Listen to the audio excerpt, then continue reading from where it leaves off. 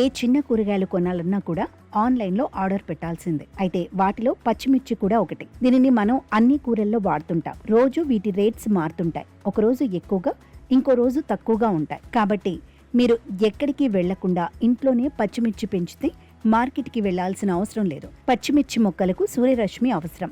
మీరు వీటిని మట్టి కుండీలు, ఖాళీ డబ్బాల్లో కూడా ఈజీగా పెంచుకోవచ్చు. ఇంకా వీటిని సరైన ఎండ, నీరు పోస్తూ ఉంటే మొక్కలు పెరిగి కాయలు బాగా కాస్తాయి. అయితే పచ్చిమిర్చి మొక్కలకు ఒక్క రోజులో 6 నుంచి 7 గంటల పాటు ఎండ అవసరం.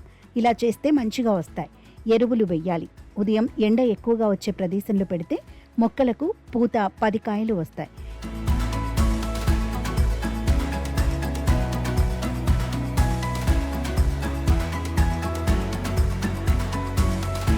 కిచెన్లో ఉండే వ్యర్థాలతో ఎరువులు తయారు చేసి ఈ మిర్చి మొక్కలకు వేస్తే చాలా బలంగా వస్తాయి.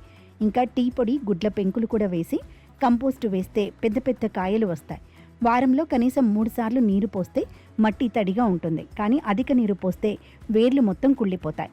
అలా అస్సలు చేయకండి. ఇంకా జాగ్రత్త పడితే బుట్టలు బుట్టలు పచ్చిమిరపకాయలు కాస్తాయి. వీటిపై పురుగులు రాకుండా వేప నూనె చల్లుతూ ఉండాలి. ఇది ఒక్కటే బాగా పనిచేస్తుంది.